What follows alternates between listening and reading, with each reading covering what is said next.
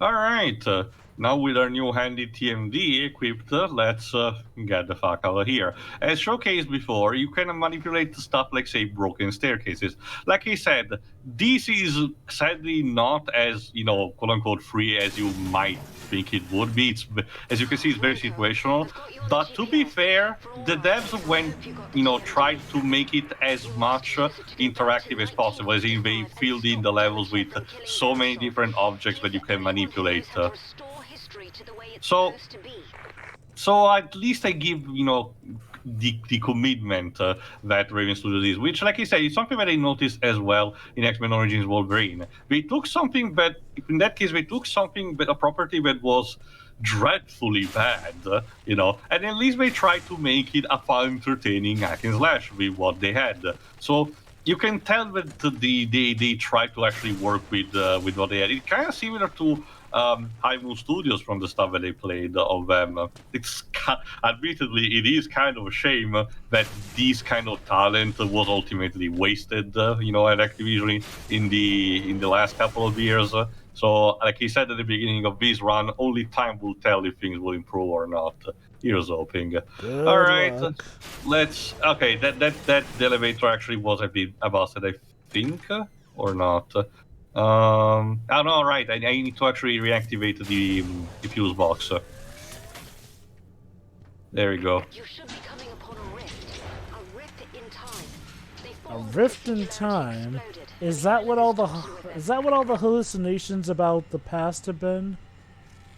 Who knows? Well, we need to check out. We did notice it on the way here, however, that portal thing. But before actually jumping into that, yes, thank you, game. Let's actually take a second look at the scaffolding. Because usually, again, this is the kind of game just like Bioshock, where if there's even a minimal split in the path, there's always something good waiting at the end of it. So we might as well give it a try. They take you back through time. Oddly enough, this seems almost like a precursor to the whole dimension hopping in Alright, Bioshock that's right. Infinite. Oh, hello. Yes, you also have a Dead Space-esque, footprint, revelator in order for you to track your objective. Gotta be honest, there you go, we're back in 1955. These must have been the guys who eventually became mutated and attacked us. Yeah, probably. They were just left there to be victim of a Singularity explosion, while some particular not friendly soldiers are there, and I kind of get the suspicion showing our faces will not let us, let them, welcome us with open arms. So let's try to do a more quiet approach. Quiet and gentle.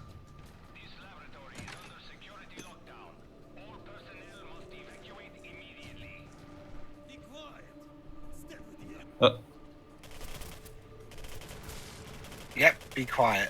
Yes, Joe, in case you're wondering by what the HUD is telling, you can use the TMD on people. And it's as creepy as you can imagine. Believe it or not, this is what I was foreshadowing. Some early concepts of the game involved using the TMD to its logical extreme. And the victims that were, be touched by it will regress into the state of childhood. The problem is that the test, if I recall correctly, test playing kind of produced negative results because people felt a bit too uncomfortable at that point, essentially slaughtering children, which at that point were kind of helpless. So they retooled the entire mechanic into, if an enemy is hit by the TMD, they kind of decompose quickly. So age. Yeah, age server, there you go, like this. Honestly, what I would have done is essentially, if you revert them to kids, then that's just it. They're helpless. No point in killing them then, I assume. Mm-hmm. That's how I would have done it anyway, to keep it that way. I'm sure there was an actual way to make it work out properly. I was trying to read a note.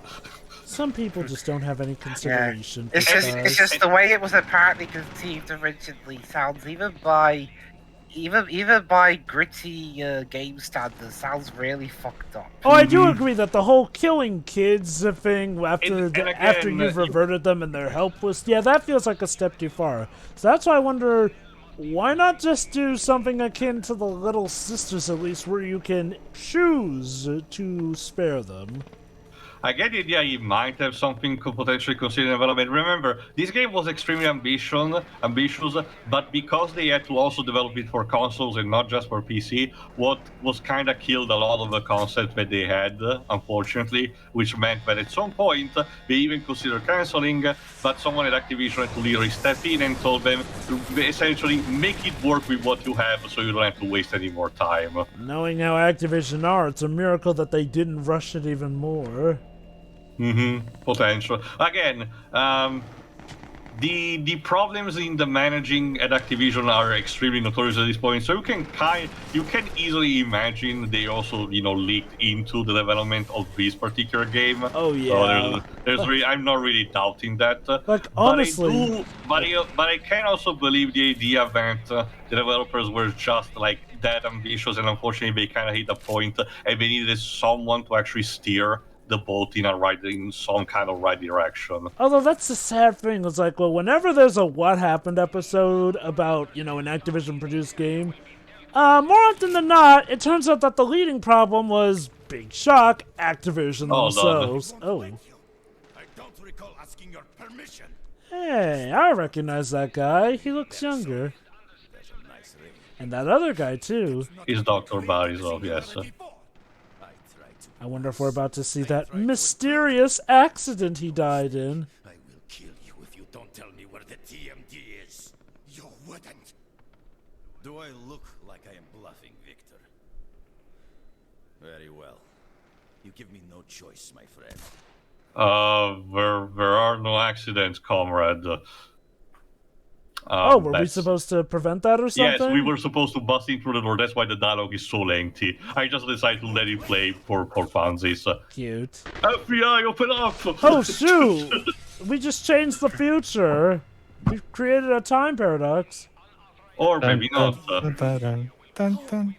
Barisov has instead the quality of being receptive. He can puzzle things out quickly.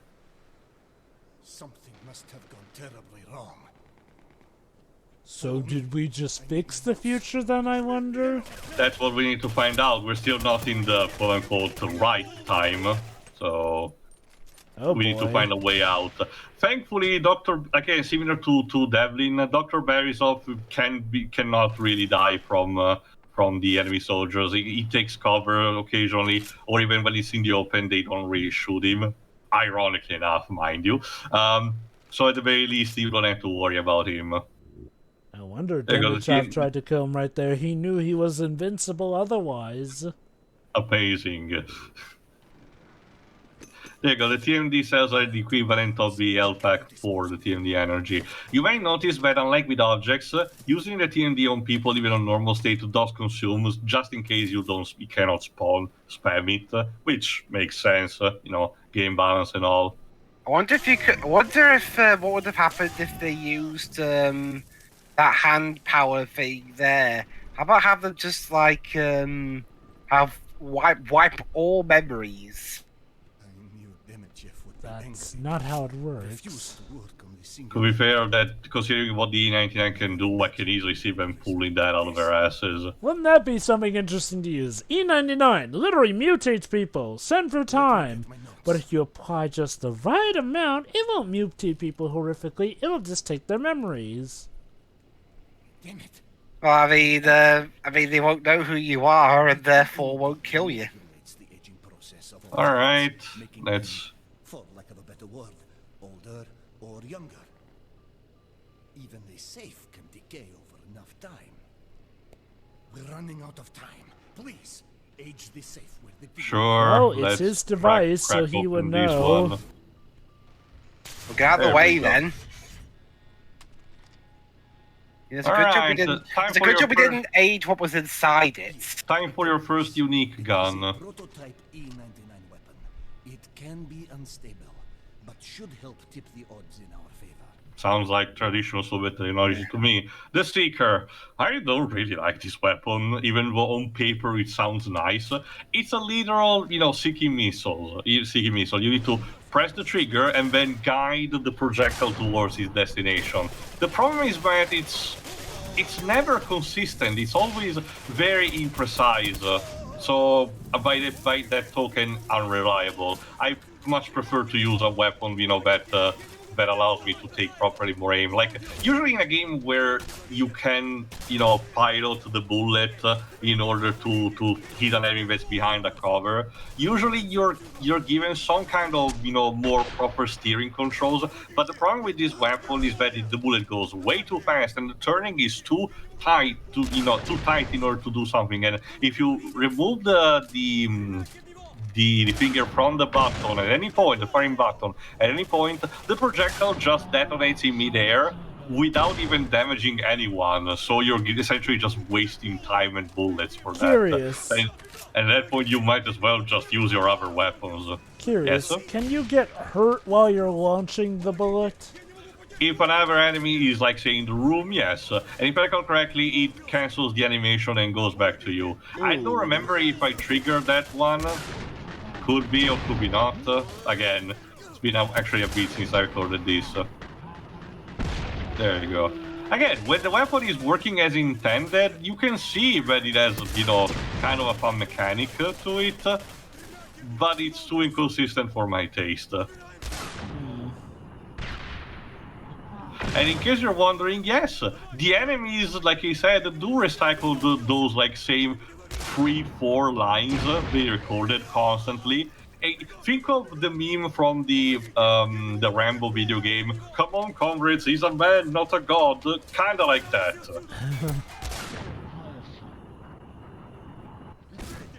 Also, not to mention, the bullet doesn't have much of a range in terms of detonation. You think that it could work like kind of a grenade, in a sense, when it drops, it creates an area of attack effect. But sadly, no. It's kind of very restrictive. So, again, thanks for the innovation devs, but I'll pass.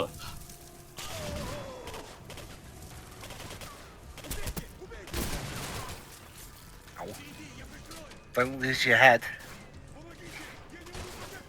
In fact, if Kill or Kill were even grittier, that's what they would have changed the song name to.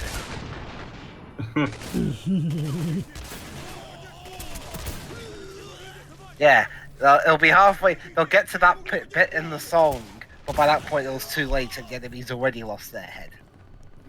Poor Gamagori. Well, I mean, I have seen clips of it, and technically one character did lose their limbs. Yeah.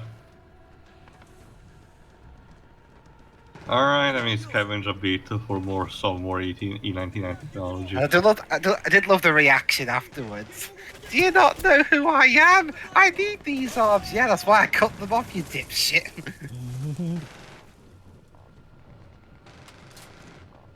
Alright, give me a second, Barisov. I think there's a weapon locker nearby. I think.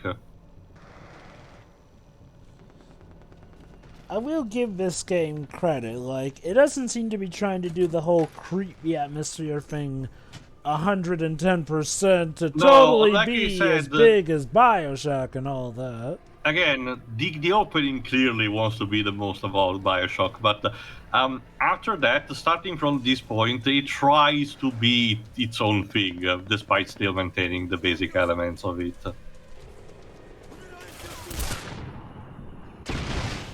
Okay, that was actually fine. Oh my god, that choreographed moment they all mirrored the each same other. animation, all three at the same time. Beautiful. Oh, that was truly beautiful. They choreographed their death like true dancers. After all, most famous ballets are from Russia, so why not? I actually forgot. Did the original Swan Lake ballet originated properly for there as a tale, or was just the ballet was an adaptation that? No, it was a ballet. No, I It know was a about ballet. that. I thought about that, but was it conceived there? Let me Yes. check. If I remember correctly, yes. In the original ballet, the character that we know from our commentaries of the Swan Princess as Varric is actually called Siegfried, which is an actual Russian name. So basically, what happens is in the original ballet, we see that scene that from the first movie where he sees a swan, but he can't quite shoot it with the arrow because he finds something beautiful about it, and then he sees that the swan suddenly turns into a princess when it gets into the actual titular Swan Lake. So basically Siegfried and Odette, fall in love at first sight because part of its time. And then, however, and Rothbart in the original ballet is actually in love with Odette. It has nothing to do with taking over her father's kingdom or any of that shit. And that's why he curses her, like, you have to be with me or you'll be a swan forever, basically, and all that shit. It's interesting. The Firebird kinda has also a similar proper but hold on, I'll mention more after this. Turns out the TMD can have some potential extra armaments in it. The following demonstrates the practical applications of my breakthroughs in controlling E99 temporal distortions. The deadlock is a device that upon activation freezes all time within a radius. The effect has a limited duration. Basically, again, kinda like the gravity gun in Half-Life. By deploying it again, the time distortion field. What's next? The portal gun? I am certain that within a year my research will provide us with weapons that far surpass anything the West has. Then we can begin our conquest to communist victory. Yeah, or whatever. Weird. So it seemed like he was with the program, so why did Demitrov do him in? It seems that Demichev might have had different ideas. That's what we need to also find out. Oh god, wouldn't it be some messed up stuff if it turns out Demitrov was actually secretly the good guy, and we just killed the good guy and are actually helping the bad guy do bad things? Also, I probably need to slap myself because I didn't actually knew until this point that the original Swan Lake Ballet was actually, composed by Pyotr Tchaikovsky himself. So Tchaikovsky, yeah. I didn't know that. It's terrible. All right. No. Basically, and here's a cool thing: in the ballet, basically what happens is, in order to stop Siegfried from having Odette, because he decides to change to send his own daughter, called Odile, to pose as Odette, because she looks exactly like Odette. So basically, that whole Bridget being transformed into Odette thing, that was a reference to that bit from the ballet. Basically, what happens is Odile shows up in front of him and marries him, and he says, "Oh, but I thought it was Odette." No, it's actually Odile. So basically, Siegfried admits that since they only met that one time, they could have just gotten the name wrong. So he just makes the vow of genuine love to Odile, not to Odette, and as a result, Odette actually does die in the ballet. To be fair, it kind of makes sense, tragedy and all. Hold on. Don't believe it. I have waited over 50 years to see you again, but to you it's been mere seconds, hasn't it? Remember the tower I told you I was going to? I've returned there. It seemed the most sensible place. Come quickly, we have much to do. So yeah, thanks to our actions, Dr. Barisov has managed to survive instead of being killed. And he's now waiting us for that in that tower. And that means also that Catalog 12 will now be disseminated with some minor helps from his part, which will help us in our quest to actually discover what is going on and how to actually fix whatever is going on. I'd assume most importantly, this means that Demitrov isn't in charge anymore, given that, we killed The place him. is still kind of a mess, though, so I wonder what happens. There you go. This is your second major, upgrader system, the Augmentor. Here you spend the E99 technology in order to enhance stuff, like extend your L bar, extend your TMD bar, be better proficient weapons. However, you don't really have everything available at the beginning. You need to actually find blueprints that are scattered through the levels. This actually provides a decent level curve, where you cannot really have everything at the beginning, but you're given enough blueprints so you can actually pick and choose what you actually want. The costs are fair. You cannot really max out, as far as I know, in one normal mode playthrough. But to be honest, with the upgrade that you do get, it's very easy to still become very powerful by the 2/3 mark. So it's still a very nice, implementation, if you ask me. Some of these not necessarily are mandatory, but are very recommended to make some of parts of the game, less stressful. I would mention when they actually may be more important. But yeah, for example, one of the first blueprints that you do get is the one about increasing your maximum health. So again, good stuff. But yeah, the place is still a bit rusty, so we'll need to still figure out what has changed.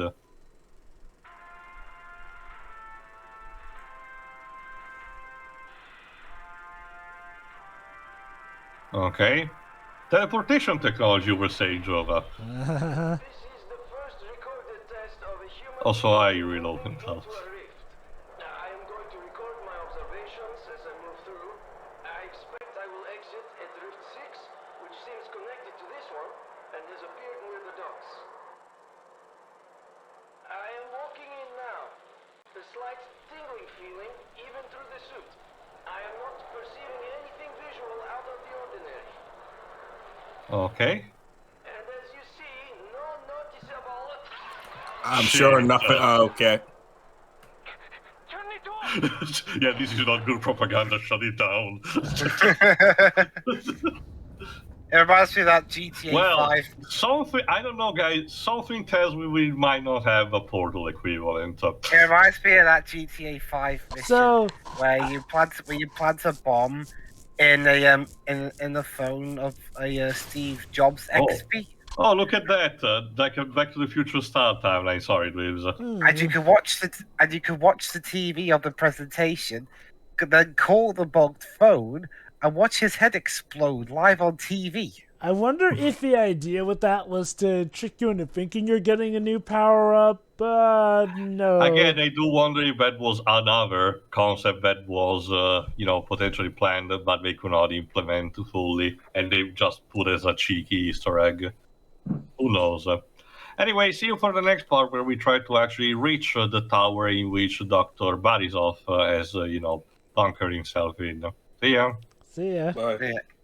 Yeah.